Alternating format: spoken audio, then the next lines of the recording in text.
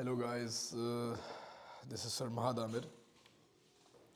हम लोगों ने अपनी इस सीरीज़ में जो पहला चैप्टर करा था वो काइनेमैटिक्स का हम लोगों ने जो है उसके पास्ट पेपर्स के साथ फिनिश कर लिया था।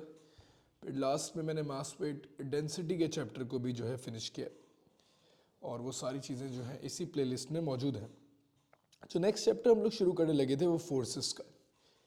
इस चैप्टर को गाइड शुरू करने से पहले मैं थोड़ी सी सिलेबस रिलेटेड बातें आपसे करना चाह रहा था। हमारे पास जो 1.5 फोर्सेस का सिलेबस है हमारे ओ लेवल्स के अंदर, पहले मैं 5054 की बात कर रहा हूँ। इसके कुछ हिस्से हैं। सबसे पहले बैलेंस्ड एंड अनबैलेंस्ड फोर्सेस के 8 पॉइंट्स हैं जो हमने कवर करने हैं। Then there is a concept of friction जो हम लोगों ने डिस्कस करना है, ठीक है। फिर इसमें इलास्टिक डिफॉर्मेशन आ जाता है, इलास्टिक डिफॉर्मेशन, फिर सर्कुलर मोशन एंड फिर टर्निंग इफेक्ट ऑफ फोर्सेस आ जाता है, ठीक है। तो जो मेरी इस वीडियो में हम लोग जो डिस्कशन करेंगे वो बैलेंस्ड अनबैलेंस्ड फोर्सेस की होगी। इसी में हम लोग फ्रिक्शन का भी जिक्र करेंगे और इसी डिटेल वीडियो में हम लोग सर्कुलर मोशन का भी जिक्र करेंगे। इसका जो सेकंड वीडियो आएगी उसमें हम लोग डिफॉर्मेशन की बात करेंगे और फिर उसके बाद वाली वीडियो में then turning effect of forces और सेंटर ऑफ ग्रेविटी की बात करेंगे। ये पिछले सिलेबस में अलग अलग चैप्टर्स से था। 2023 के बाद इसको एक फोर्सेस के अंदर ही जो है अलग अलग जो है सब टॉपिक्स में जो है डिफ्रेंशिएट कर दिया क्योंकि it's all related two forces. तो जो सेक्शन है वो फोर्सेस का रहेगा। तो ये 3 डिफरेंट वीडियोस में इसको हम लोग कवर कर रहे होंगे। फिर उसके बाद उसके पास पेपर्स की भी होंगी जो मैं आपको बता दूंगा। For IGCSE students quite similar है, ठीक है। इतना ज़्यादा परेशान होने की ज़रूरत नहीं है। जो इनका इफेक्ट ऑफ फोर्सेस का है इसमें हम लोग एक अच्छा हिस्सा चंक कंप्लीट कर रहे होंगे। हाँ, ये जो लोड एक्सटेंशन और लिमिट ऑफ प्रोपोर्शनैलिटी वाला जिक्र है ये सारी चीज़ें हम लोग जो है सेकंड वीडियो में जो मैंने आपको बताया उसमें डिस्कस करेंगे। अभी हम लोग इफेक्ट ऑफ फोर्सेस के अच्छे खासे पॉइंट्स जो है IGCSE के इसमें कवर कर लेंगे, ठीक है। सर्कुलर मोशन को कवर कर लेंगे और मोस्ट प्रॉब्ली फ्रिक्शन वगैरह को, ड्रैग को और इसमें हीटिंग इफेक्ट वगैरह को भी कवर करेंगे इस वीडियो में, ठीक है। और जो कुछ चीज़ें जो ये टर्निंग इफेक्ट वाली हैं ये डेफिनेटली नेक्स्ट टॉपिक में, नेक्स्ट वीडियो में सेंटर ऑफ ग्रेविटी के साथ कंप्लीट किया जाएगा, ठीक है। और ये थर्ड वीडियो में कंप्लीट किया जाएगा। फर्स्ट हमारे पास बेसिक फोर्सेस की होगी, सेकंड जो है उसमें मैंने जो है एज पर बता दिया है। तो इस वीडियो के अंदर बैलेंस एंड अनबैलेंस फोर्सेस, उसके बाद फिर जो कॉन्सेप्ट है फ्रिक्शन के और न्यूटन के लॉज वगैरह, and then will end up with terminal velocity. जो ओ लेवल्स के सिलेबस में इट गोज़ लाइक दिस कि हमारे पास यहाँ पे टर्मिनल वेलोसिटी का जिक्र वगैरह करना है। तो मोर और लेस आप लोग सिलेबस के सारे कंटेंट्स को इवेंचुअली आफ्टर 3 वीडियोस देखेंगे तो all of that will be completed both syllabuses के लिए, ठीक है। अच्छा, बात को शुरू करते हैं। Sir first of all let's move on to the what a force is, how it works, किस तरीके से फोर्स की वर्किंग हो रही होती है। देखो, फोर्स जब हम बिल्कुल बेसिक बात कर रहे थे गाइस, तो फोर्स वाज अ पुश और अ पुल। एक चीज को पुश या पुल करने को हम लोग फोर्स कहते हैं। बिल्कुल क्रूड वेग तरीन बच्चों वाली जबान में फोर्स वाज अ पुश और अ पुल। ये जो क्वांटिटी है इसको मेजर किया जाता है न्यूटन्स में और ये एक वेक्टर क्वांटिटी है। थोड़ी सी अगर आप लोग बैकग्राउंड नॉलेज को चेक करें तो वेक्टर क्वांटिटी में हमारे पास क्या क्या चीज़ें होती थी। मैग्नीट्यूड होता था, there was unit and there was direction, ठीक है, जो हम लोगों ने पिछले चैप्टर में डिस्कस किया हुआ है, ठीक है। तो ये हमारे पास वेक्टर क्वांटिटीज थी। तो फोर्स में मैग्नीट्यूड होता है, यूनिट भी होता है and direction is involve as well. Force एक स्पेसिफिक डायरेक्शन में लग रही होती है। इसमें नेगेटिव और पॉजिटिव साइन से हम लोग फोर्स के डायरेक्शन को इन्वॉल्व नहीं करते। जनरल है कि भाई इसमें डायरेक्शन इन्वॉल्व होगी, इट्स अ वेक्टर क्वांटिटी। अच्छा, अगर मैं बिल्कुल बेसिक्स बातों को करूं तो फोर्स हमारे पास 4 काम कर सकती है। It can change the speed of an object, ठीक है। डेफिनेटली एक ऑब्जेक्ट रुका हुआ है, फोर्स लगाऊंगा, धक्का लगाऊंगा, चलना शुरू कर देगा, स्पीड बल चेंज हो जाएगी। और चलता आ रहा धक्का लगाऊंगा, रुक जाएगा। तो force can change the speed of an object. It can change the direction of an object. If an object is coming, मैं उसको यूं पुश करता हूँ, it will go the other side. तो it force can change the direction of the object and force can also change the shape of the object, that's deformation, जो हम लोगों ने नेक्स्ट वीडियो का रखा है। और जो थर्ड वीडियो की बात है, it can also cause an object to turn, और वो टर्निंग इफेक्ट वगैरह करती है। तो ये हमारी जो नेक्स्ट वीडियोज़ है उसमें हम लोग इसको डिटेल में डिस्कस कर रहे होंगे। अब जो टर्म आती है, जो first term that I discuss in my lecture is the term resultant force. यार एक मिसाल लेते हैं। Let's take an example of my mobile, ठीक है जी। इस मोबाइल को मैं यहाँ से और यहाँ से दोनों तरफ से धक्का मारता हूँ, ठीक है। My both of my hands are pushing it inwards and this particular phone is not moving, definitely इसके ऊपर फोर्स लग रही है कि नहीं लग रही? जिसको ये लग रहा है कि नहीं लग रही वो बड़े अजीब सी बात है, क्योंकि मैं दोनों हाथ से इस पे फोर्स लगा रहा हूं, ठीक है? It's force is being applied on both sides, but क्या ये फोर्सेस एक दूसरे को बैलेंस कर रही? Yes, these are balanced forces, like left से लगने वाली फोर्स और राइट से लगने वाली force, these two forces are balanced, तो ये हमारे पास बैलेंस फोर्सेस कहलाती हैं। ऑन द अदर हैंड, अगर लेट्स सपोज मैं एक तरफ से फोर्स का मैग्नीट्यूड ज्यादा करता तो अनबैलेंस फोर्सेस हो जाएंगी। वन साइड, एक जैसे फॉर एग्जांपल अगर ये मैं आपकी तरफ से ये लेफ्ट होगा तो लेफ्ट से फोर्स लगा रहा हूं तो ये ज्यादा है, तो these are called unbalance forces.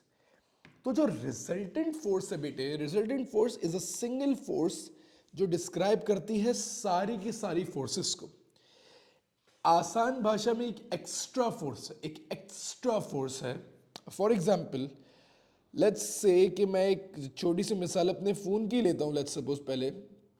तो फर्स्ट मैं क्या कर रहा था, मेरे फ़ोन पे मैं दोनों तरफ से फोर्स लगा रहा था, let's say 100 Newton's each side. तो दोनों फोर्सेस जब बैलेंस थी तो इसके ऊपर कोई एक्स्ट्रा फोर्स नहीं लग रही थी। तो ऐसी सूरत में मैं क्या कह सकता हूं कि इस पे लगने वाली रिजल्टेंट फोर्स जीरो थी, कोई एक्स्ट्रा फोर्स इस पे मौजूद नहीं थी।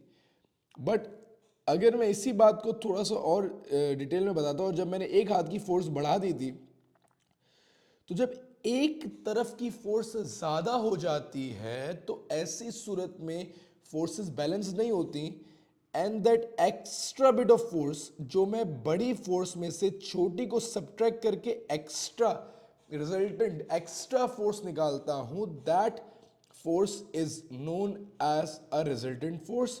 और वो रिजल्टेंट फोर्स मुझे दो चीजें बताती है, number one the direction in which the object will move, and number two the magnitude of the final force experience by the object.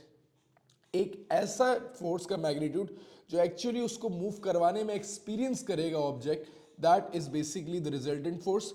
एक छोटी सी मिसाल को यहाँ पे समझेंगे कि हमारे पास जो है यहाँ पे एक बॉक्स है, and the box has a force of 50 and 30, there are two forces on the right. तो इस बात को समझिएगा कि इस बॉक्स पे जो राइट पे लगने वाली फोर्सेस हैं वो हमारे पास कुछ 80 न्यूटन्स की, और जो इस बॉक्स पे लेफ्ट पे लगने वाली फोर्स है वो कुछ 40 न्यूटन्स की है। तो अगर मैं इसकी रिजल्टेंट फोर्स निकालना चाहूं तो मैं 80 में से 40 को माइनस करूंगा, I would get the resultant force that is 40 Newton's. और क्योंकि बड़ी फोर्स राइट पे थी, तो जब राइट वाली फोर्स ज्यादा है तो राइट वाली फोर्स में से जब मैं लेफ्ट वाली फोर्स को सब्ट्रैक्ट करूंगा, I would get the resultant force that is 40 Newton, and I would also get the direction of the resultant force definitely, क्योंकि 80 Newtons की force was to the right hand side, तो definitely the resultant force will also be to the right hand side at 40 Newtons. I hope you get my point. तो ये concept है resultant force का कि extra force का। For instance, एक छोटी सी मिसाल और दे देता हूँ। एक ऑब्जेक्ट है, इस पे राइट पे जो है एक फोर्स लग रही है 100 न्यूटन की, और लेफ्ट पे एक फोर्स लग रही है 20 न्यूटन्स की। तो मुझे कोई बताएगा भाई कितनी रिजल्टेंट फोर्स होगी? बिल्कुल ऐसा ही है, 80 न्यूटन की रिजल्टेंट फोर्स होगी, और वो कहाँ पे होगी? राइट पे होगी। तो 80 न्यूटन जिसकी रिजल्टेंट फोर्स एक्स्ट्रा फोर्स है। तो ये कॉन्सेप्ट है बड़ा बेसिक सा रिजल्टेंट फोर्स का। अच्छा, अब हमारे पास अगर लेट्स सपोज एक ऑब्जेक्ट पे दोनों तरफ फोर्सेस बैलेंस्ड हो, एक फोर्स होना जरूरी नहीं है, दो भी हो सकती, तीन भी हो सकती, बट एक लाइन में होनी चाहिए, जैसे राइट लेफ्ट अप डाउन। ये नहीं कि राइट वाली फोर्स को अप से नहीं, हमारे सिलेबस में ही नहीं। हम लोग एक इन लाइन फोर्सेस को रिजल्टेंट निकालते हैं, राइट वाली को लेफ्ट पे जो है अप वाली के साथ डाउन, सिर्फ एक इन लाइन निकाल सकते हैं, ठीक है? तो अगर मेरे राइट पे लगने वाली फोर्स जैसे 60 + 30 दैट्स 90 न्यूटन्स, और मेरी लेफ्ट पे लगने वाली फोर्स भी 90 न्यूटन्स है, if this both forces are balanced my kids, तो definitely there is no resultant force. तो ऐसे ऑब्जेक्ट पे कोई रिजल्टेंट फोर्स नहीं होती। ये रिजल्टेंट फोर्स क्या करती है? कुछ करती है, बिल्कुल करती है। क्यों करती है, कैसे करती है, इस पे आप जरा डिटेल में तस्करा करेंगे। पहले मैं चंद टाइप की फोर्सेस का जिक्र कर लूं, and then will move on. सबसे पहली फोर्स हमने डिस्कस करनी है, that is the weight of an object. अच्छा जी, वेट क्या होता है? Already we discuss in the last lesson mass weight density का। तो weight is a force that is basically pulling us towards the gravity और टुवर्ड्स द अर्थ। तो वो फोर्स जो हमारे ऊपर every object experience because of its present in the presence in the gravitational field. तो weight is basically the force between any two object with masses. Usually जो weight है हम लोग जो मिसाल देते हैं, it's basically a gravitational force experienced by any object that is present in the gravitational field। अर्थ की ग्रेविटेशनल फील्ड के अंदर जो मौजूद सारे ऑब्जेक्ट हैं, वो कैलकुलेटर हो, मेरा फोन हो, ये रोड का माइक हो, मैं खुद हूं, they all experience downward force and that downward force experienced by all the objects present in the gravitational field is called the weight of the object। Moving on, electrostatic forces। Guys जो electrostatic forces होती हैं that is between the charges, ठीक है। Positive negative charges attract होते हैं, negative negative repel, positive positive repel. तो these are the forces जो कि चार्जेस के दरमियान होती है, they are called electrostatic forces. Moving on then we have got the thrust force. Thrust force जो पुश फोर्स है जो कि इंजन्स देते हैं, गाड़ी का इंजन, वो सारी फोर्सेस जो इंजन जनरेट करते हैं, they are called thrust. Upthrust force एक अपवर्ड फोर्स होती है जो एक लिक्विड या फ्लूइड हमें देता है, ठीक है। गैसेस भी देती है, एयर भी देती है, बट अभी जनरली अगर बात करें फ्लूइड्स जो फोर्स लगा रहे होते हैं upward, that is called upthrust. पानी पे शिप्स फ्लोट करती हैं पानी की अपथ्रस्ट की वजह से। हम जब स्विमिंग पूल में होते हैं फॉलिंग, तो इतनी ज़्यादा जितनी स्पीड से हम एयर में गिर रहे हैं स्विमिंग पूल में नहीं गिरते, क्योंकि पानी एक अपवर्ड फोर्स लगाता है, that is the upthrust force. Air resistance, I am pretty sure you are very familiar with that, resistance of air. Air में मूव कर रहे हो, गाड़ी चल रही है, हाथ बाहर निकालोगे हवा का दबाव आएगा, that is basically air resistance. Compression, जो मैं कर रहा था फोन के साथ, दोनों ऑब्जेक्ट को दबाना, कंप्रेस करना, दैट्स कंप्रेशन, ठीक है। स्क्वीजिंग, फिर उसमें टेंशन आ जाती है। Tension is basically force in this any like इस तरह के ऑब्जेक्ट, अगर ये तार है नजर आ रही होगी आपको, इस तार को अगर ये फोर्स है इस तार के अंदर नहीं नजर आ रही होगी, ठीक है। अच्छा, ये तार के अंदर जो फोर्स है, दिस इज टेंशन, ठीक है। ये खिंच जो आती है, this is tension force. And then we have got normal reaction या reaction force is basically the force that balances weight. जो भी चीज़ें ज़मीन पे हम लोग बैठा हुआ हूँ, मैं बैठा हूँ, टेबल पे कैलकुलेटर पड़ा हुआ है, फ़ोन, मोबाइल, आईपैड, कुछ भी, तो उसको वेट को बैलेंस करने के लिए जो ज़मीन फोर्स लगाती है, that upward force is known as the reaction force. अच्छा, टाइप्स ऑफ फोर्सेस के बाद बेटे हमारे पास जो पहला कॉन्सेप्ट है वो है न्यूटन का first law of motion. Newton का फर्स्ट लॉ ऑफ मोशन क्या कहता है? न्यूटन का पहला लॉ स्टेट करता है कि अगर एक ऑब्जेक्ट रुका हुआ है तो वो रुका रहेगा, और अगर एक ऑब्जेक्ट मूव कर रहा है एट अ कांस्टेंट वेलोसिटी तो वो मूव करता रहेगा until and unless acted upon by resultant force, unless उस पर किसी तरफ कोई फोर्स एक्स्ट्रा लग जाए। मिसाल के तौर पे, अगर इस कैलकुलेटर को मैं उठाता नहीं तो ये टेबल पे ही पड़ा रहता, इसको हाथ पे रखते हैं, तो जब तक मैं इस पे कोई फोर्स नहीं लगाऊंगा, कोई एक्स्ट्रा फोर्स नहीं लगाऊंगा, this calculator will not move and it will stay in the position of rest. ये न्यूटन ने बताया कि भाई एक चीज रुकी है वो रुकी रहेगी। और अगर कोई चीज मूव कर रही है, for instance let's take an example of a moving car. मैं एक मिसाल के तौर पे सिर्फ एक बात समझाने की कोशिश करता हूँ कि एक मूविंग कार है, उसकी वेलोसिटी 20 मीटर्स पर सेकंड है, और आप उसको यहाँ से 200 न्यूटन से रोकें और आपका दोस्त इसको यहाँ से 200 न्यूटन से रोके, तो क्या इस गाड़ी में कोई फर्क पड़ेगा? नहीं बेटा, 200 न्यूटन एक दूसरे को कैंसिल कर रहे हैं, उस गाड़ी की अपनी स्पीड पे कोई फर्क नहीं पड़ेगा। हाँ, अगर इसी गाड़ी पे मैं लेट्स सपोज एक टॉय कार की मिसाल ले लेता हूं, अगर इसको मैं दोनों तरफ से सिमिलर फोर्स लगाता 200 न्यूटन की, तो इस पे कोई एक्स्ट्रा रिजल्टेंट फोर्स नहीं है, वो 200 न्यूटन एक दूसरे को कैंसिल करेंगे। And let's suppose something is moving, I apply force on both side, तो it will move like it is moving, 20 meter पर सेकंड में मूव करती रहेगी। पर अगर मैं यहां से ये वाली फोर्स हटा दूं और सिर्फ आगे वाली फोर्स लगाऊं, तो ये इसकी स्पीड को स्लो करेगी, क्योंकि वो मैं रिजल्टेंट फोर्स दे दी। अब 200 न्यूटन की रिजल्टेंट है, उसको पीछे की डायरेक्शन, और अगर यही 200 न्यूटन की फोर्स उठा के मैं इस तरफ से लगाऊं तो वो तेज हो जाएगी। तो कहने का मकसद है अगर कोई चीज कांस्टेंट वेलोसिटी पे मूव कर रही, अपनी स्पीड पे मूव कर रही है, तो उसको या तो तेज करूंगा तो पीछे से धक्का दूंगा, रोकना है तो आगे से धक्का दूंगा। पर अगर दोनों तरफ धक्के बराबर दूंगा तो उसकी स्पीड पे, उसकी वेलोसिटी पे कोई फर्क नहीं पड़ेगा। न्यूटन ने भी ये बात बोली, if an object is at rest it will keep in the state of rest, if an object is moving it will keep on moving until and unless there is acted upon by resultant force, until unless उस पर कोई resultant force लगाई ना जाए। तो ये हमारे पास Newton का फर्स्ट लॉ ऑफ मोशन था, ठीक है। इसको लॉ ऑफ इनर्शिया भी कहते हैं। लास्ट में हम लोगों ने बहुत डिटेल में इनर्शिया को डिस्कस किया था। Basically inertia is closely related with motion.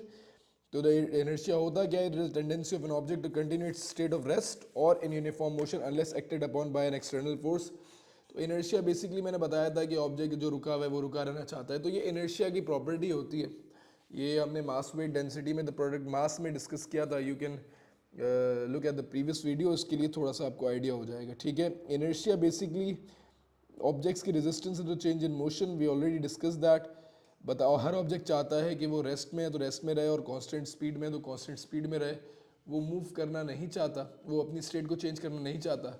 और जितना बड़ा मास होता है ऑब्जेक्ट के ऊपर उतना इनर्शिया अप्लाई होता है। जितना हैवी ऑब्जेक्ट है उसको मूव कराना उतना मुश्किल है, उतनी ज़्यादा रिजल्टेंट फोर्स देनी पड़ेगी। कॉमन सेंस की बात है, मोबाइल उठाने में और बेटा ईंट उठाने में बड़ा फ़र्क है। एक भारी ईंट उठाने के लिए ज़्यादा फोर्स लगती है और एक मोबाइल फ़ोन या एक छोटी चीज़ उठाने में कम फोर्स लग रही होती है, ठीक है। ये कुछ चंद बेसिक न्यूटन फर्स्ट लॉ की जो है कॉन्सेप्ट है, ठीक है। अब हमारे पास जो है कुछ कंडीशंस हैं इक्विलिब्रियम की, ठीक है। ये बड़ी इंपॉर्टेंट है, इनको कहीं नोट कर लीजिएगा अपने पास। Conditions of equilibrium are very important. सबसे पहले तो भाई इक्विलिब्रियम क्या है। इक्विलिब्रियम एक ऐसा स्टेट है, इक्वल से निकला है, ठीक है। इक्विलिब्रियम एक ऐसा स्टेट है जिसमें ऑब्जेक्ट पे दो चीजें होती हैं। सबसे पहले ऑब्जेक्ट पे कोई रिजल्टेंट फोर्स नहीं होती। रिजल्टेंट फोर्स ना होने का फिर ये मतलब नहीं है कि उसमें फोर्स नहीं होती, ये बहुत स्टूपिड बात है। रिजल्टेंट फोर्स मैंने बताया एक्स्ट्रा फोर्स है गाइस। तो रिजल्टेंट फोर्स ना होना इज मीनिंग के भाई all forces are balanced. This means that all forces are balanced. तो first condition of equilibrium is that all forces are supposed to be balancing one another. अब अगर let's suppose एक object है, इस तरफ से 50 न्यूटन की फोर्स है तो इधर से भी 50 न्यूटन की फोर्स है, इस पर कोई रिजल्टेंट फोर्स नहीं। तो पहली कंडीशन क्या है, all forces are to be balanced, ये लिख लीजिएगा। अच्छा, और इक्विलिब्रियम में क्योंकि हम लोग न्यूटन के फर्स्ट लॉ को डिस्कस कर रहे थे, तो रेस्ट में भी मैंने बताया कि सारी फोर्सेस बैलेंस्ड हैं। फिर मैंने कहा कांस्टेंट वेलोसिटी में भी सारी फोर्सेस बैलेंस्ड है। तो इनको हमने नाम दिया हुआ है। जो रेस्ट वाला इक्विलिब्रियम होता है उसको स्टैटिक इक्विलिब्रियम बोलते हैं, और जो कांस्टेंट वेलोसिटी वाला इक्विलिब्रियम होता है उसको डायनामिक इक्विलिब्रियम की टर्म से हम लोग जो है डिफ्रेंशिएट करते हैं। ये भी अपने पास कहीं लिख लीजिएगा। एज सच बहुत ज़्यादा इंपॉर्टेंट नहीं है ये बात, बट येट अगेन पूछ सकता है। अच्छा, सेकेंड कंडीशन जो है हमारे पास बेटा वो इक्विलिब्रियम की पहली कंडीशन क्या बताई, all forces should be balanced, there should be no resultant force. पहली कंडीशन क्या, all forces should be balanced and there shouldn't be any resultant force. Condition number 2 is that sum of all movements should be balanced as well, या sum of all movements should be zero. Clockwise movements और anti clockwise movements जो होते हैं ये equal होने चाहिए। इसको मैं बहुत ज़्यादा डिटेल में डिस्कस करूंगा अपनी थर्ड लेक्चर की वीडियो में, ठीक है। तो ये मूवमेंट्स के उसमें आ जाएगा। अभी आप सिर्फ कंडीशंस ऑफ इक्विलिब्रियम में दो बातें याद रखिएगा। पहली स्टेटमेंट क्या थी, all forces should be balanced, there should be no resultant force. Second क्या है, sum of clockwise movement should be equal to the sum of anti clockwise movements. और इसको sum of clockwise movements anti clockwise movements क्या होते हैं, will discuss it in the upcoming next video. तो उस पर थोड़ा सा जो है होल्ड योर हॉर्सेस। अच्छा, मूविंग ऑन।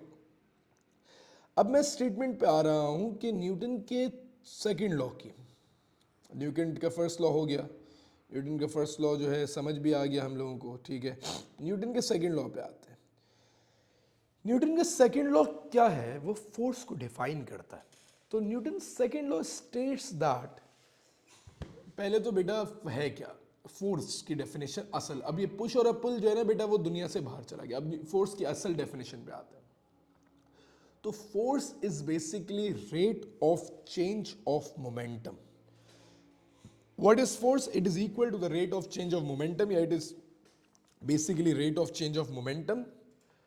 हाँ, हम लोग फोर्स को F इक्वल्स एम ए लिखते हैं, ठीक है, जो कि मैंने नीचे लिखा हुआ भी है फॉर्मूला. सो जो रिजल्टेंट फोर्स होती है बेटे, बेसिकली रिजल्टेंट फोर्स का जो फॉर्मूला है, रिजल्टेंट फोर्स का वो फॉर्मूला है F equals m a, where F is the resultant force, m is the mass of the object and a is the acceleration of the object. होता क्या है, जब भी किसी भी ऑब्जेक्ट पे कोई रिजल्टेंट फोर्स लगे, एक तरफ से फोर्स ज्यादा लगे, तो that resultant force causes an object to speed up या slow down, तो that resultant force causes an object to accelerate. जितनी ज्यादा फोर्स दूंगा ऑब्जेक्ट उतना एक्सेलरेट करेगा. जब आप गाड़ी का एक्सेलरेटर दबाते हैं तो आप thrust force, backward force generate करते हैं जो गाड़ी को फॉरवर्ड लेके जाती है. तो जितना ज्यादा एक्सेलरेटर दबाते हैं इंजन उतनी थ्रस्ट जो है पैदा करता है, उतनी थ्रस्ट जो है निकाल लगाता है और गाड़ी उतनी ज्यादा स्पीड अप होती है, उतनी तेजी से एक्सेलरेट होती है. तो what actually is resultant force? It is directly proportional to acceleration, और acceleration और resultant force सेम डायरेक्शन में होते हैं. तो ये जो फॉर्मूला है ये फोर्स का है, पर ये रिजल्टेंट फोर्स का फॉर्मूला है. तो resultant force equals to mass times the acceleration. और ये जो फोर्स की डेफिनेशन है पेपर में आप सिर्फ ये लिखोगे, मैंने क्रॉस इसीलिए लगाया है कि फोर्स की डेफिनेशन क्या है, force is equal to the rate of change of momentum. Force is equal to the rate of change of momentum. Stay tuned. इस फोर्स के चैप्टर के बाद we will start with the chapter of momentum बहुत detail में. तो momentum का जो chapter है I want you guys to actually उसके लिए थोड़ा सा वेट कीजिएगा, और मोमेंटम के चैप्टर में हम लोग इन सारी चीज़ों को डिस्कस करेंगे, इम्पल्स वगैरह को मोस्ट प्रॉब्ली एक आध हफ्ते में फ्रॉम द पॉइंट 2 हफ्ते में जिस पॉइंट से ये वीडियो अपलोड हो रही है. तो स्टे विद मी, ठीक है. रोज़ रोज़ के चीज़ों को साथ साथ कवर करते जाएं ताकि अगले 30-40 डेज में आपका सिलेबस कंप्लीट हो जाए. अच्छा, इस फॉर्मूले को लिखने का एक और तरीका भी, क्योंकि F रिजल्टेंट फोर्स है तो मैंने यहाँ नीचे लिखा भी है, बेसिकली आप इसको ऐसे भी लिख सकते हो कि forward force minus backward force is equals to m है. क्योंकि ये जो F है ना, ये है ही रिजल्टेंट फोर्स. एक ऑब्जेक्ट पे राइट पे 100 न्यूटन लगा दूं, लेफ्ट पे 50 न्यूटन लगा दूं, तो इस फॉर्मूले में ना तो 100 यूज हो सकता है ना 50 यूज हो सकता है. इसमें 100 माइनस 50 के बाद 50 जो आंसर आएगा वो यूज होगा, क्योंकि रिजल्टेंट फोर्स आती है इधर, ठीक है. उस रिजल्टेंट फोर्स की वजह से ऑब्जेक्ट एक्सेलरेट करता है, किसी भी फोर्स की वजह से नहीं करता. मैंने मोबाइल की मिसाल दी थी, जब मैं मोबाइल को कंप्रेस कर रहा, दोनों तरफ फोर्सेस बराबर थी, उन दोनों फोर्सेस की वजह से ये मोबाइल एक्सेलरेट नहीं कर रहा था. तो मोबाइल को एक्सेलरेट कराने के लिए क्या रिक्वायरमेंट थी कि कहीं से एक्स्ट्रा फोर्स लगती, तो फॉर्मूले में वो रिजल्टेंट फोर्स को प्लग इन करना है, ठीक है मेरे बच्चों, ये बात ध्यान में रखिएगा. Moving on. तो ये भी यूज कर सकते हैं, ठीक है. वैसे सच ये मेंशन नहीं है सिलेबस में, बट कॉमन सेंस है, तो मैंने कॉमन सेंस के तहत इसको लिख दिया है, ठीक है. अब हम बात करते हैं न्यूटन के थर्ड लॉ ऑफ मोशन की. न्यूटन का थर्ड लॉ क्या कहता है कि every action force has an equal and opposite reaction force, ठीक है.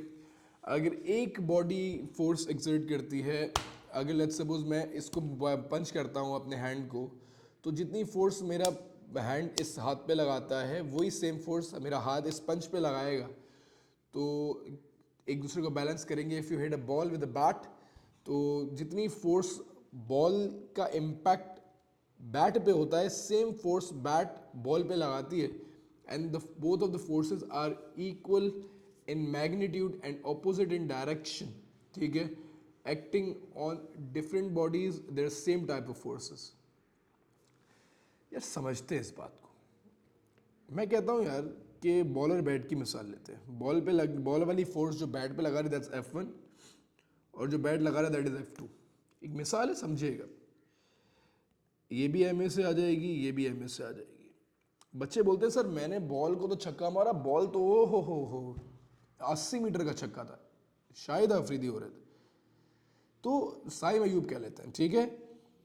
तो ये जो बॉल होता है उसका मास बहुत कम होता है, बैट का मास बहुत ज़्यादा होता है, तभी बैट की एक्सेलरेशन कम होती है और बॉल की एक्सेलरेशन ज़्यादा होती है. जब मैं बॉल को हिट करता हूं तो बैट और मेरी बॉडी का एक कंबाइंड बॉडी का मास बहुत ज़्यादा है, तो जो मेरे ऊपर एक्सेलरेशन है वो बहुत कम, बैट के ऊपर लगने वाला इंपैक्ट कम है क्योंकि मास ज़्यादा है और एक्सेलरेशन कम है, तो प्रोडक्ट सेम आना चाहिए, आंसर सेम आना चाहिए।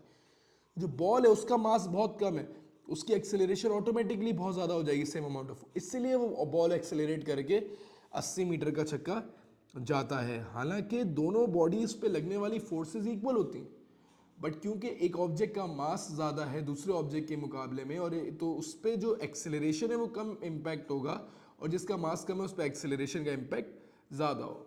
दैट्स न्यूटन्स थर्ड लॉ कि जो दोनों फोर्स हैं they are equal in magnitude, opposite in direction, same time act on different bodies. तो ये हमारे पास जो है कॉमन सी मिसाल थी न्यूटन के थर्ड लॉ की। इसकी वर्डिंग भी आ सकती है पेपर में, specifically mention in your syllabus, तो ये प्लीज़ जो है इसको डिस्कस कीजिएगा। दैट्स ऑल फॉर न्यूटन्स के 3 लॉस। लेक्चर को थोड़ा सा आगे बढ़ाते हैं। We start off with the concept of friction, ठीक है। अब न्यूटन के लॉज हो गए, टाइप्स ऑफ फोर्सेज हो गई, पॉज कर लीजिएगा, फिर से देख लीजिएगा, चीज़ों को रिव्यू कर लीजिएगा। We discuss what is force. Force की definition is rate of change of momentum. मैंने शुरू में पुश और पुल लिखी है, प्लीज़ प्लीज़ प्लीज़ वो पेपर में मत लिखना। Force equal to rate of change of momentum, ठीक है। फ्रिक्शन टर्म्स आते हैं यार गाइस। फ्रिक्शन जो है basically it's a resistive force that opposes motion, ठीक है। फ्रिक्शन क्या होती है? जूते पहनते हो, फिसलो नहीं। वॉशरूम में चप्पल डिफरेंट होती है कि फ्रिक्शन उसमें ज़्यादा होती है, रबड़ की चप्पल होती है, रबड़ की फ्रिक्शन ज़्यादा है। स्पाइक्स होते हैं फ्रिक्शन बढ़ाने के लिए। Then there are lot of things, you burn fire with friction. Friction रगड़ से जो हीट प्रोड्यूस होती है, इस तरीके से जो कहानी हम लोग पढ़ते थे बचपन में, सब फ्रिक्शन है। तो यार जब मैं दो बॉडीज को आपस में रब करता हूँ तो जो उनकी सरफेसेस हैं जब वो जूम में कोलाइड करती हैं, तो इस रगड़ की वजह से that opposing motion, that opposing force that resist motion is called friction. For instance let's take an example of my, आप अपने हाथों को जोर जोर से रब करें तो ये हाथ हीट अप हो जाते हैं। क्यों हीट अप हो जाते हैं? बिकॉज ये दोनों आपस में रब हो रहे हैं, and this hand is actually resisting the motion of the second hand, and this is what basically friction is. गाड़ी की ब्रेक लगाते हो तो जब ब्रेक बजा तो टायर की मूवमेंट को स्टॉप, टायर रगड़ता है, रगड़ता है तो वो रगड़ जो है दैट इज बेसिकली फ्रिक्शन, की गाड़ी के मोशन को रेजिस्ट करता है वो tyre. Friction in very easy words is a resistive force that opposes change in motion. Friction के कुछ फायदे और कुछ नुकसान हैं। क्या फ़ायदा है भाई? ग्रिप करने के काम आता है। मैंने ये एप्पल पेंसिल पकड़ी हुई है, पेंसिल प्रो, तो ये ग्रिप करने के काम आ रहा है, ठीक है। अगर फ्रिक्शन नहीं होती तो ये मेरी पेंसिल जो है स्लाइड कर जाती है। I am really sorry. देखो ये देखो, फ्रिक्शन नहीं होती तो पेंसिल क्या कर जाती? स्लाइड कर जाती, पर नहीं कर रही, अभी नुकसान हो जाता है। खैर, दूसरा ये कि इट हेल्प्स टू वॉक, तो फ्रिक्शन चलने के काम आती है। अगर मेरी ग्रिप नहीं होगी, वॉक नहीं कर पाऊंगा, स्लिप कर जाऊंगा। बर्फ़ पे चलना, पानी मतलब बर्फ़ पे चलना कितना स्लिपरी होता है, और क्योंकि फ्रिक्शन कम होती है। Third, it helps to produce heat. जब आग लगाए थे पुराने ज़माने में रगड़ के, तो फ्रिक्शन की मदद से लगाया करते थे। कुछ नुकसान आते हैं डेफिनेटली, इंजन ऑयल बदलते हो बार बार क्योंकि वेयर एंड टीयर हो सकता है इंजन में, लुब्रिकेशन चाहिए होती है। It causes loss of energy, definitely friction है वो हीट हमारी किसी काम की नहीं गाड़ी में, तो एनर्जी लॉस हो रहा है, और जिससे मशीन की एफिशिएंसी, मशीन की जो एनर्जी कन्वर्जन एफिशिएंसी कम हो रही है, बिकमिंग लेस एफिशिएंट कंपैरेटिवली। तो फ्रिक्शन के कुछ फ़ायदे और कुछ नुकसान भी हैं। There are a few ways that we can actually, the things that we can actually do to reduce friction. Number one, we can use lubricants. हम लोग इंजन ऑयल वगैरह डालते हैं, तो lubrication जो होती हैं,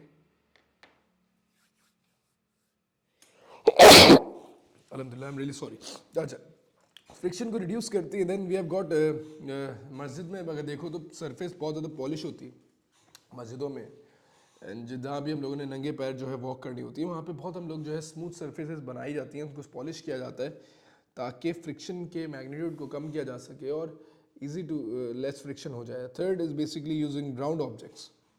सो why basically tyres are round, तो टायर्स इजीली गुम जाते हैं, तो राउंड ऑब्जेक्ट्स के ऊपर लगने वाली फ्रिक्शन कम है। फॉर इंस्टेंस इस पेंसिल की मिसाल देता हूँ, तो if I roll this pencil it's very easy to roll it, ठीक है, but if I am sliding it's slightly difficult. Sliding से ज़्यादा फ्रिक्शन प्रोड्यूस होगी। कुछ भी करना, अपना हाथ जो है ना, अपने पास कुछ भी पकड़ लो, कोई भी चीज़ जो अपने घर में हो आपके सामने, उसको उठाओ और जो है इवन कि कोई भी कैलकुलेटर, उसको भी ना यूं करके रोल करो, तो rolling is very easy but sliding it's very difficult. तो always remember that the rolling friction is always less than the sliding friction. तो रोलिंग जो फ्रिक्शन होती है वो हमेशा लेस होती है स्लाइडिंग फ्रिक्शन से. एक और की पॉइंट यहाँ पे ऐड करते हैं, जो फ्रिक्शन है ना दैट कॉजेज हीटिंग, ये बड़ा एक कॉमन मिसकंसेप्शन है. फ्रिक्शन हीट कॉज नहीं करती. फ्रिक्शन को जब मैं ओवरकम करता हूं उसके रिजल्ट में हीट कॉज होती है. फिर से लेट्स सपोज एक मिसाल देते हैं. चार्ली चैपलिन जो है यूं डंडा रख के जो है खड़ा हुआ था, ठीक है, इफ ही वाज स्टैंडिंग, या आप लोग जो है एक जैसे कहते हैं टांग यूं रख के खड़े हुए हैं कहीं पे. तो मैं बहुत अच्छी ड्राइंग तो नहीं कर सकता बट लेट्स सपोज कोशिश करके देखता हूँ.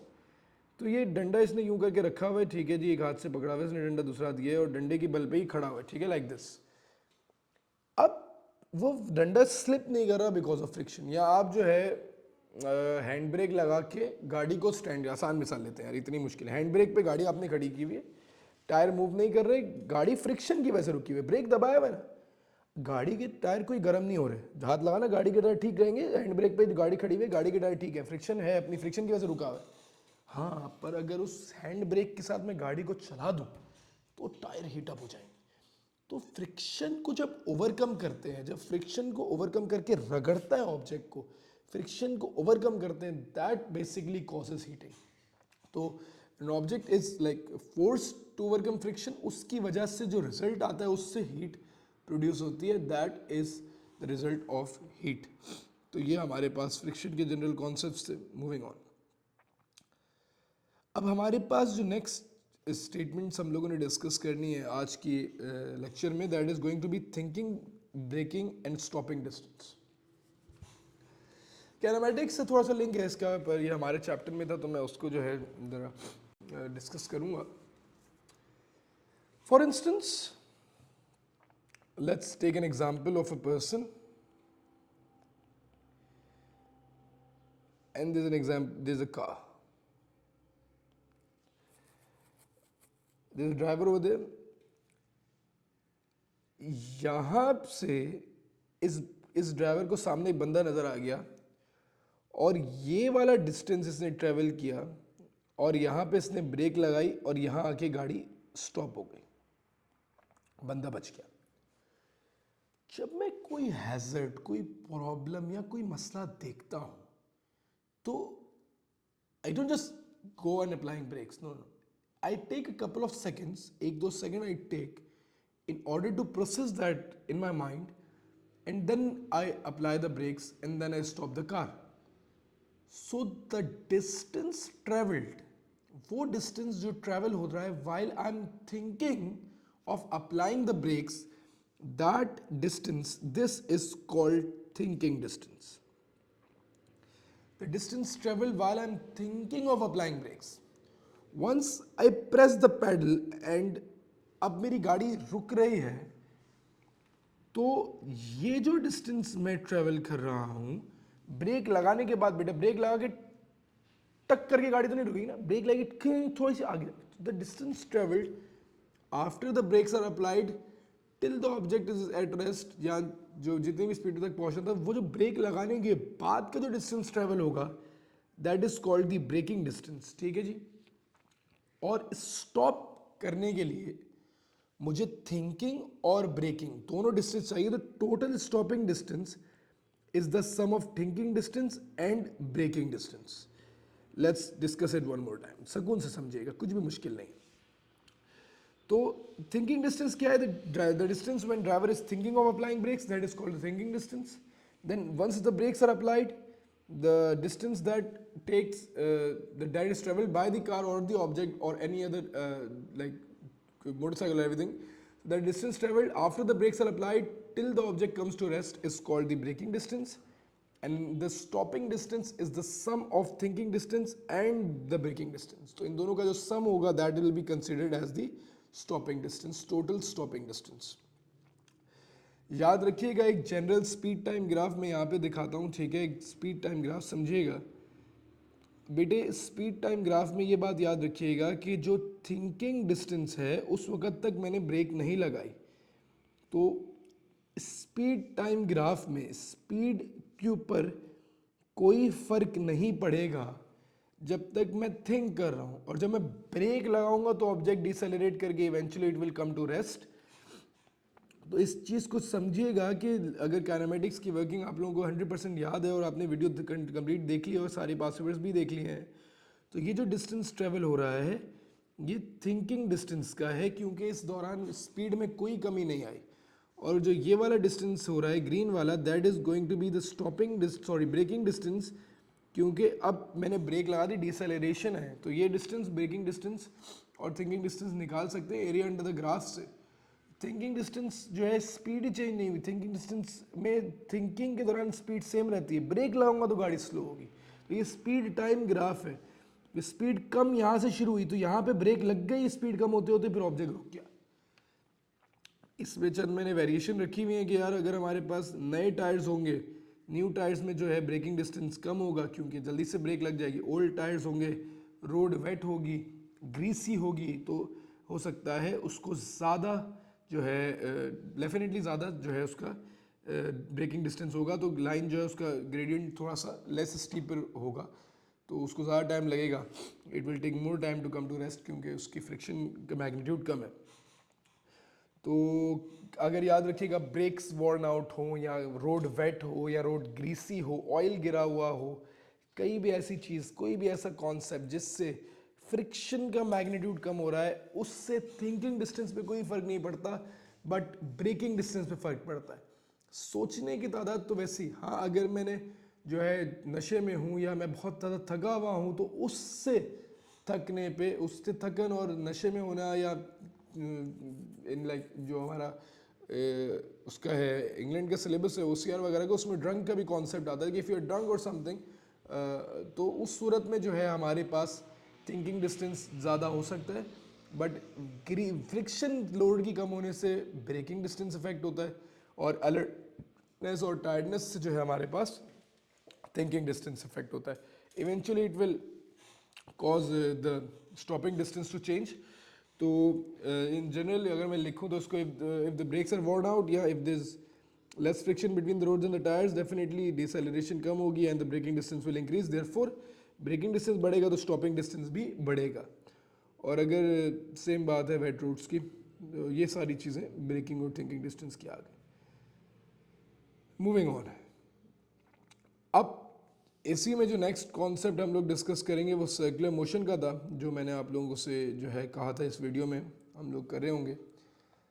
जो सर्कुलर मोशन है बेटे, सर्कुलर मोशन इज कोई भी दुनिया का मोशन जो सर्किल में हो, कोई भी गाड़ी को ड्रिफ्ट मार रहे हो, इलेक्ट्रॉन न्यूक्लियस के इर्द गिर्द घूम रहा हो, प्लेनेट घूम रहा हो सन के इर्द गिर्द, मून घूम रहा हो अर्थ के इर्द गिर्द, पत्थर रस्सी से घुमाओ, कुछ भी अगर चीज सर्कुलर मोशन में है, सर्किल में मूव कर रही है, ऐसी सूरत में उस पर एक फोर्स लग रही है that is causing it to be in circles, and that particular force in general is called the centripetal force. A centripetal force is a force that causes an object to turn in circles, to move in circles about a point, and this can be any force that is actually causing in that particular situation to cause an object to move in circles. For instance, अगर मैं बात करता हूँ रस्सी और पत्थर की, ऐसी सूरत में रस्सी की टेंशन सेंट्रीपिटल फोर्स का काम करती है। अगर मैं गाड़ी के टर्न की बात करता हूं तो फ्रिक्शनल फोर्स सेंट्रीपिटल फोर्स का काम करती है। अगर मैं प्लैनेटरी मोशन की बात करता हूं, मून की, सन के इर्द गिर्द अर्थ की या अर्थ के इर्द गिर्द मून की, हाँ, तो उसमें gravitational force is acting as a centripetal force. Centripetal force itself कुछ नहीं होता, इट्स जनरल नेम। उस सूरत में, उस वक्त में जो भी फोर्स ऑब्जेक्ट को सर्कुलर मोशन में टर्न करवा रही है, that is known as the centripetal force. अच्छा, इलेक्ट्रॉन न्यूक्लियस के इर्द गिर्द घूम रहा होगा तो electrostatic force, water in rotating bucket, पानी में जो है घुमा रहा हूँ मैं, बकेट में पानी को घुमा रहा हूँ, तो reaction force is the centripetal force. जो सेंट्रीपिटल फोर्स है इन जनरल बहुत बड़ी टर्म है, ठीक है। Any object that is moving in circles, उसको उस पर लगने वाली फोर्स सेंट्रीपिटल फोर्स कहलाती है, ठीक है। और वो कोई भी फोर्स हो सकती है। देयर आर फ्यू एग्जांपल्स जो मैंने आपके सामने दे दी। कुछ बातें और याद रखिएगा कि एक सर्कुलर मोशन में सेंट्रीपिटल फोर्स हमेशा टुवर्ड्स द सेंटर लगेगी। सेंट्रीपिटल फोर्स जो होगी वो हमेशा टुवर्ड्स द सेंटर लगेगी, ठीक है। ये बताने ये आ जाता है पेपर में। और एक्सेलरेशन की जो डायरेक्शन है वो भी टुवर्ड्स द सेंटर ही होती है हमेशा। और जो वेलोसिटी है वो हमेशा परपेंडिकुलर जा रही होती है, ठीक है। अगर मैं रस्सी को मूव करता हूँ और छोड़ता हूँ तो it will always go like this. यहाँ से यूँ छोड़ूंगा तो it will go like this, तो it will go always go perpendicular. तो वेलोसिटी हमेशा परपेंडिकुलर होती है फोर्स से, and force is always towards the centre. तो ये चीज़ आप जहन में रखिएगा कि force is towards the centre और वेलोसिटी इज ऑलवेज परपेंडिकुलर। ये एरोस बनाने के लिए पेपर में आ जाते हैं, ठीक है। इनको भी समझ लीजिएगा। मूविंग ऑन, यहाँ तक हम लोगों ने काफ़ी सारे कॉन्सेप्ट्स को डिस्कस कर लिया। लास्ट चीज़ हमने टर्मिनल वेलोसिटी की वर्किंग करनी है, जो आज इस वीडियो का इख्तिताम होगा। फिर उसके बाद इसके पास पेपर्स में बहुत डिटेल वीडियो इसकी भी देखते रहिएगा। अच्छा जी, कॉन्सेप्ट ऑफ फ्री फॉल। मैं बात कर रहा हूँ कॉन्सेप्ट ऑफ फ्री फॉल पे। तो फ्री फॉल क्या होता है यार? किसी भी चीज़ का ग्रेविटी के इन्फ्लुएंस में गिरना, मिसाल लेते हैं माउस की, कोई और एक्सटर्नल फोर्स ना होते वक्त इज कॉल्ड फ्री फॉल। ये है ना यार, ये कोई चीज़ ऐसी जो कम इम्पोर्टेंट हो, ऐसी कोई चीज़ नहीं है इस टेबल पे।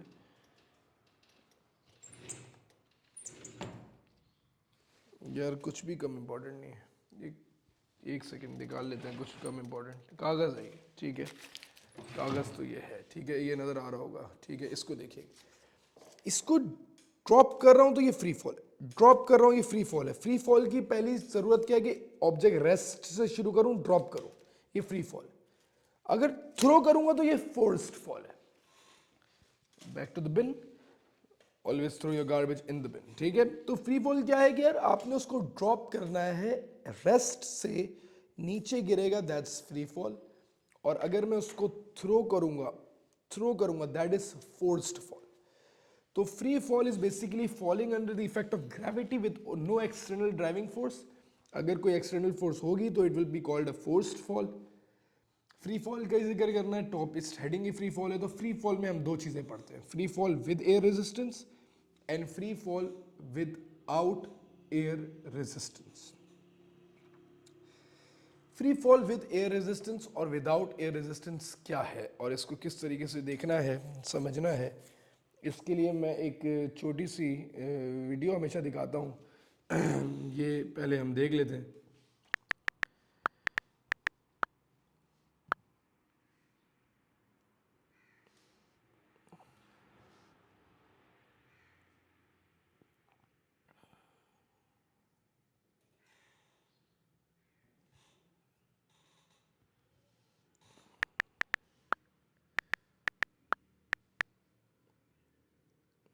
एक छोटी सी शॉर्ट है बस, देखिएगा।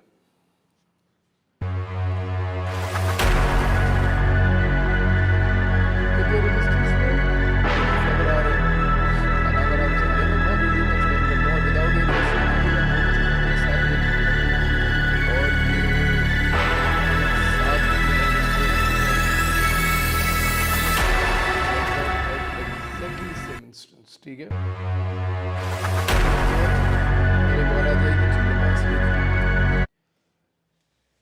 अब बताता हूं क्या कॉन्सेप्ट है यार। देखिए, हमारे पे लगने वाली ग्रेविटी 9.8 न्यूटन्स पर केजी है, ठीक है। हर ऑब्जेक्ट पे सेम ग्रेविटेशनल फील्ड स्ट्रेंथ की वैल्यू है 9.8 न्यूटन्स पर केजी। और हम सारे ऑब्जेक्ट को अगर एक साथ ड्रॉप करें तो दुनिया के हर ऑब्जेक्ट को सेम स्पीड से नीचे आना चाहिए, यही होना चाहिए। बट दुनिया में क्या है? एयर है। एयर क्या करती है? इमेजिन इट कि you are like running in a room filled with balls, small plastic balls, तो रेजिस्टेंस के बीच से गुजरना पड़ेगा। ठीक है, एक इमेजिनेशन लाओ, एक कमरा है पूरा बॉल्स से, केएफसी वाले बॉल्स हैं छोटी छोटी, उसमें भरा हुआ है। ठीक है, आप उसमें भाग रहे हो, तो जब आप उससे भागोगे तो आपको बॉलें हटा के जाना पड़ेगा। कोई मजबूत आदमी होगा जल्दी निकल जाएगा, कोई छोटा बच्चा होगा उसको टाइम लगेगा। सिमिलरली पूरा रूम एयर से भरा हुआ है। अगर एक चीज हल्की गिरेगी तो उसको हवा के इन्फ्लुएंस की वजह से वो आराम आराम से गिरेगी, और जो चीज भारी है वो एकदम से गिरेगी, वो हवा के इन्फ्लुएंस उस पर ज्यादा नहीं होगा। तो जब हम बात करते हैं free fall with air resistance की, तो हम उसमें हवा की वजह से एक्सेलरेशन के चेंज होने को डिस्कस करेंगे। और जब हम बात करेंगे विदाउट एयर रेजिस्टेंस, तो उसमें तो कहानी बड़ी सिंपल है।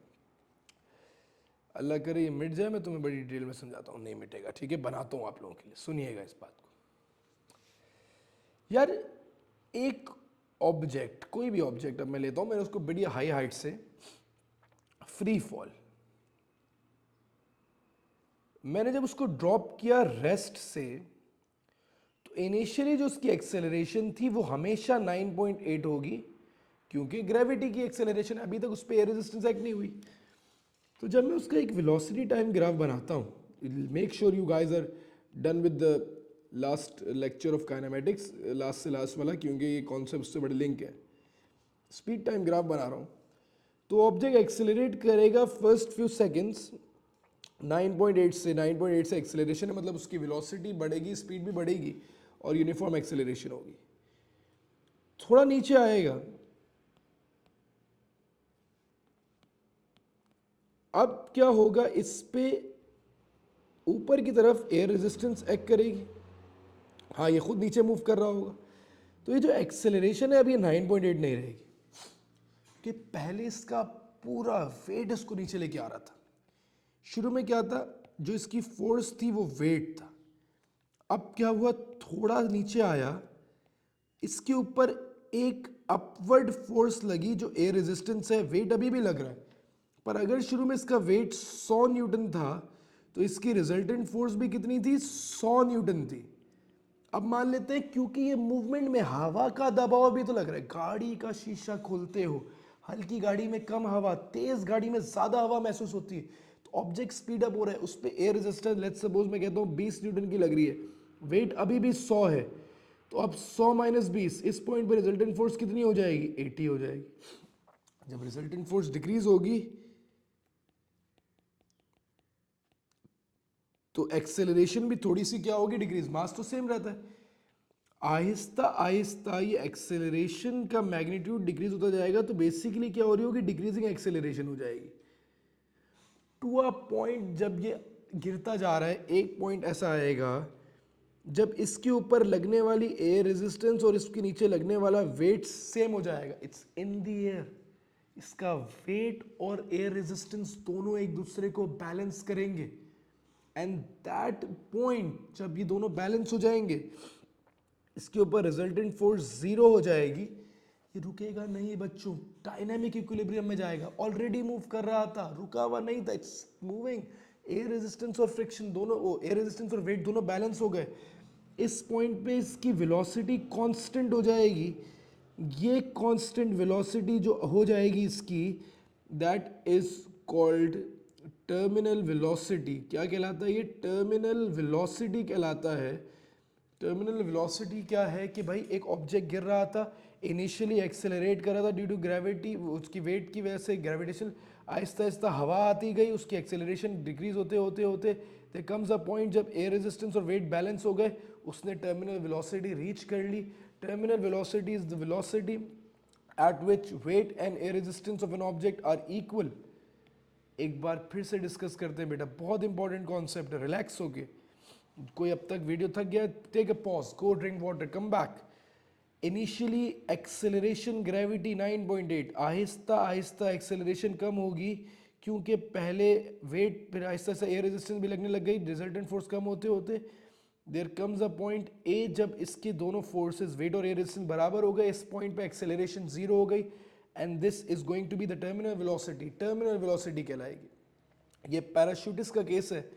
यहाँ से अक्सर एक पॉइंट आता है जब पैराशूटिस्ट अपना पैराशूट ओपन करते हैं, जब पैराशूट ओपन करते हैं इतना बड़ा पैराशूट, एयर रेजिस्टेंस धड़ाम करके बढ़ गई, तो एयर रेजिस्टेंस जब बहुत ज़्यादा हो गई तो अब ऑब्जेक्ट के ऊपर अपवर्ड फोर्स ज़्यादा है, रिजल्टेंट फोर्स ऊपर की तरफ है, तो ऑब्जेक्ट क्या करेगा, स्लो डाउन हो जाएगा। तो इस पॉइंट पे पैराशूट हमेशा ओपन होती है, then object slows down, object slow down हो जाएगा, देन उसके बाद फिर से जब पैराशूट का दोनों सेम हो जाएगा तो फिर टर्मिनल वेलोसिटी रीच कर जाएगा बी पे, एंड देन इवेंचुअली जब ये इस तरह से आएगा तो इट लैंड्स। ये हमारे पास जो है पूरा का पूरा कॉन्सेप्ट था पैराशूट के केस का। इसके मैं एक दो सवाल दिखाता हूँ, उससे पहले ये पासवर्ड से पहले ही करवाता हूँ ताकि थोड़े कॉन्सेप्ट्स और क्लियर हो जाएं, ठीक है। टर्मिनल वेलोसिटी की डेफिनेशन अक्सर आ सकती है, पूछ लेता है, देख लीजिएगा, point where the weight of the object is equal to the air resistance and there is no resultant force and object is moving at a constant speed, कह लो constant velocity will be the correct word, इसको constant velocity कर लेना, ठीक है जी, क्योंकि terminal velocity है ना, एक ही बात है वैसे। अच्छा ठीक है जी, free fall without air resistance में आप लोगों ने देखा था कि वो बॉल और फेदर दोनों सेम स्पीड से नीचे गिर रहे थे, क्योंकि हर चीज़ की एक्सेलरेशन सेम होगी। इसके जनरल जी ग्राफ समझा देता हूँ। अगर विदाउट एयर रेजिस्टेंस है तो कोई डिक्रीजिंग एक्सेलरेशन नहीं होगी, एक्सेलरेशन ग्रेविटी की वजह से सेम रहेगी, वेलोसिटी बढ़ती रहेगी, कोई चीज़ उसे रोक ही नहीं रही। और ये ऑलरेडी हम लोगों ने एयर रेजिस्टेंस वाला ग्राफ पढ़ लिया। जो डिस्टेंस टाइम ग्राफ्स होते हैं दे आर वेरी सिमिलर, क्योंकि उसमें है क्या, डिस्टेंस टाइम ग्राफ में तो ग्रेडियंट स्पीड बताता है और स्पीड इसमें ही बढ़ रही है और इसमें इवेंचुअली स्पीड सेम हो रही है, तो इसमें स्पीड बढ़ती रहेगी, ग्रेडियंट डिस्टेंस टाइम ग्राफ का इंक्रीज होता रहेगा, और इसमें ग्रेडियंट बढ़ के एक पॉइंट पे बिल्कुल स्ट्रेट लाइन हो जाएगी जहाँ पे स्पीड टर्मिनल वेलोसिटी रीच कर जाएगी। तो डिस्टेंस टाइम ग्राफ पे इस तरीके से टर्मिनल वेलोसिटी जो है दिखाई जा सकती है। This is also not very important, बहुत ज़्यादा डिटेल में नहीं पूछता, बट ये चंद कॉन्सेप्ट्स थे हमारे पास फ्री फॉल के। एक आध छोटा क्वेश्चन इसका देखिएगा, ठीक है, ये इम्पोर्टेंट हो जाएगा थोड़ा सा। कहानी अच्छी है, ये बाद में तंग करती है।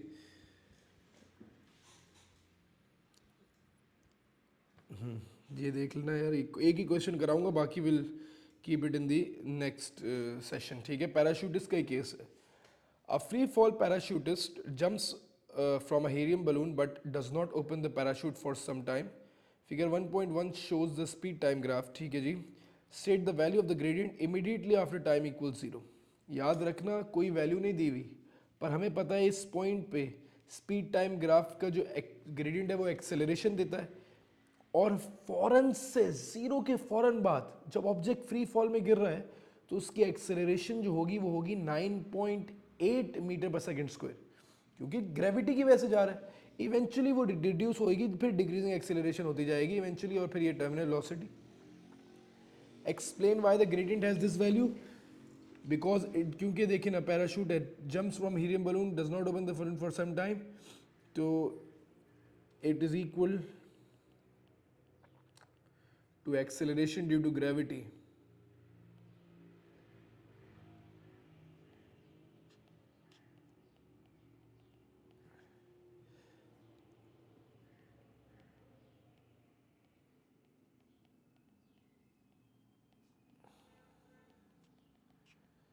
as the only force acting on the object is the weight of the object, ठीक है। State how figure 1.1 shows that the acceleration decrease between time 0 and time a, ठीक है। ये कैसे शो कर रहा है कि एक्सेलरेशन डिक्रीज हो रही है, as the gradient of the graph is decreasing, as the gradient is decreasing, क्योंकि ग्रेडियंट कम हो रहा है।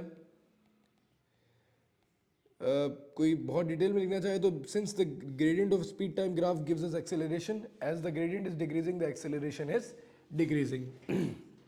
Moving on. Explain in terms of forces what is happening in the section AB of the graph.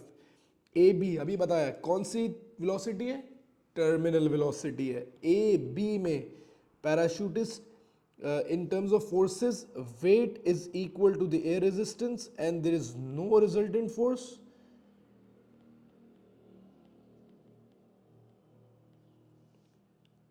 Hence object is moving at constant velocity, object is moving at terminal velocity. Okay जी। A second parachutist of the same size and mass jumps from the balloon with a larger parachute. He then opens the parachute at point P. Sketch the possible speed time graph for the fall after the parachute is open. ठीक है, larger parachute है, area ज़्यादा होगा, उसकी deceleration भी ज़्यादा होगी, ठीक है, और वो जल्दी जो है अपनी टर्मिनल वेलोसिटी रीच कर जाएगा। तो ये आपका ग्राफ जो होगा थोड़ा सा पीछे की तरफ बन जाएगा, ठीक है। और क्योंकि रेजिस्टेंस ज़्यादा होगी तो उसकी स्पीड और ज़्यादा रिड्यूस हो जाएगी, तो ग्राफ थोड़ा नीचे भी बनेगा, ठीक है। तो it will go like this, क्योंकि रेजिस्टेंस ज़्यादा है एकदम से स्पीड ज़्यादा से रिड्यूस हो जाएगी, क्योंकि डिसेलरेशन पहले हो जाएगी इससे, और इवेंचुअली जो है वो इस तरीके से रीच कर जाएगा, ठीक है। अच्छा जी, ठीक है जी बेटा, ये 3 मार्क्स का था, ये 8 मार्क्स के हो गए, ठीक है। इसके बाद डिटेल वीडियो देखिएगा, बहुत सारे क्वेश्चंस हैं इसमें हमारे पास पैराशूटिस्ट के उसके। तो नेक्स्ट वीडियो में पास्ट पेपर्स में मैं डिटेल में इसको जो है डिस्कस करता हूँ। Let's keep it till here today, see you guys.